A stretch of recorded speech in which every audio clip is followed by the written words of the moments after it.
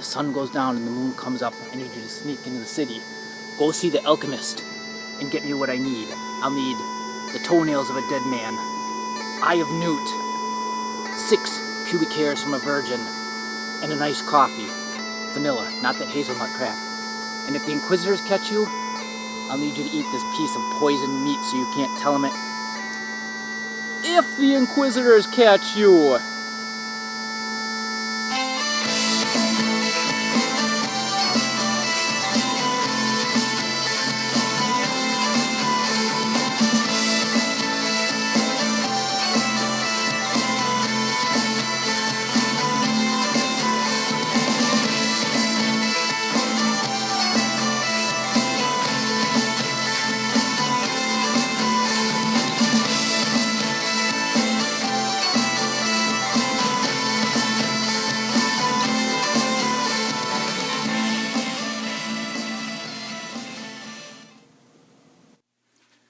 How often do you find yourself looking for a game that's completely different? And when you do find such a game, you really don't know what to do with it because it's way too different. What I like about Familiars is that it's a game that provides new challenge to GMs and players, but it's also really easy to grasp and create adventures for. Familiars is a game that most role players probably haven't heard of. I attribute that to it being by a small press that primarily puts out, in fact this is their only role-playing game, they primarily put out miniature games, which are some really good, fun miniature games. Also, that particular publisher doesn't really have any kind of presence on role-playing forums, to pimp his game. This game came out several years ago without a whole lot of fanfare. Not a whole lot of people heard about it, and it sort of just, disappeared off the scene. It's a good game. It's not a great game, but it's a good game with a whole lot of potential, and I think it's definitely worth looking into. In this game, characters take on the role of magical familiars in service to a magic user. Familiars are supernatural spirits that manifest in the body of animals or homunculuses. Don't let the cartoonish art in this game fool you. Familiars are set in Aria, a semi-dark medieval culture where magic is illegal and practitioners are hunted down by the Inquisition of the Church of Pure Thought. Of course, there are still tons of magic users out there practicing their dangerous art in secret, but now they send out their familiars to do all the dirty and dangerous jobs, and that's what your player characters are going to be doing. The setting is focused primarily in the city of Movenia, which is apparently based on the real-world Italian town of Bologna, if I'm pronouncing that correctly. It's an interesting place with lots of political conflict between guilds, the church, the Inquisition, and of course the magic users. It's locked up pretty tight at night, but that's when the animal world comes alive and the supernatural world, including like a cat overlord that lives on the rooftops and has sort of a mafia thing going on. There's supernatural creatures like goblins and vampires and imps and leprechauns running around, as well as normal animals, and the exalted, which are the result of crossbreeding between regular familiars and normal animals that are kind of in between those two. There's a lot of really neat stuff that's very briefly described, and you're going to have to do a lot of work to develop it, but it's fun work. There are 14 types of familiars detailed, 13 animals, and the homunculus. Each of these has individual rules for character generation and all its special abilities.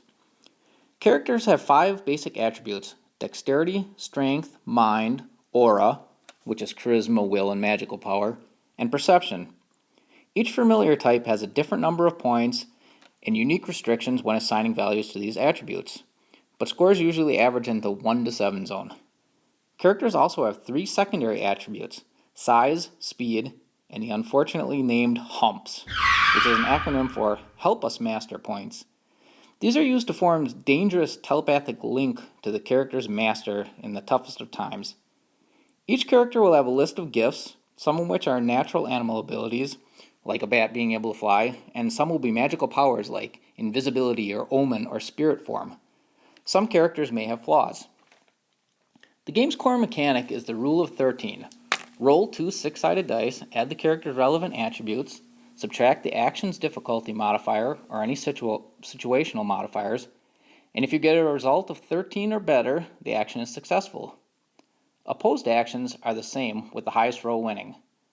Combat is a bit more interesting and takes a lot of things like size into account.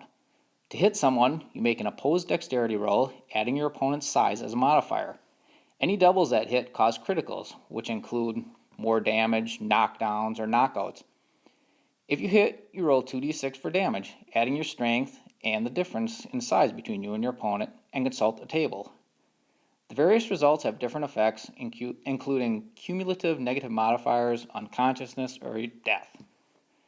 There are more details for, fun things like bird familiars, trying to peck your eyes out, fighting humans with weapons and armor, but those are the basics. There are a lot of really cool and neat things about this game to like. First of all, it's simple. It's easy to learn, easy to teach, easy to pick up. It's cheap, $5 for a PDF for something that you could potentially play a campaign in for and play for quite a long time. It's very versatile. This game is going to please a lot of people. You could play it with your kids if you wanted to be a little more lighthearted, running it kind of like a Saturday morning cartoon, or you could go all the way up to, a grimdark setting dealing with the cruelties of the Inquisition and the torture and burning witches at the stake and all that kind of thing. Another good thing about it is it would play really well in mixed company. If you have, role players that are real serious, or you have casual role players, or, people that are totally new to the hobby. This is a real easy concept to pick up. It's a fantasy world. You don't have to know all that much about it, and you're playing an animal. Of course, it's different. It's the same enough because it's set in fantasy, which is something people are going to be able to comprehend, but it's a new challenge for players because now you're playing an animal. You're trying to do things that a human would have to do, but now you only have the resources of an animal. No opposable thumbs, things like that. Another kind of neat thing about this game is because the publisher puts out primarily miniature games, the mechanics of this are kind of gameish, which are sort of neat, for a nice change. If you're one of those people who really like mechanics that fade into the background, maybe you won't like this, but this is kind of neat in the rolling the dice and adding in a few things here and there and comparing and that sort of things. It gives it just a slight miniature gaming aspect of it without actually having any miniatures. Another neat thing, which is kind of bizarre, is there's actually an app for this. The company has an app, and it's really good for their miniature games primarily, for army builders and stuff. But you can actually get familiars on that. It's the same price as a PDF. It's kind of like a PDF reader with a die roller built right into it. So, that's kind of a neat feature too. For what this game sets out to do, there's not really a whole bunch not to like. But there are a few things I should probably touch on. First, it's rules light. It's very rules light, and there are a few places where I could have used more detail, both in the rules aspects and the setting itself. It gives you a really neat premise, but it barely covers the setting at all. You've got like a small map of a city and one page of details. But, a feature of this is as a GM, this is going to give you lots of room to develop it the way you want it, to develop.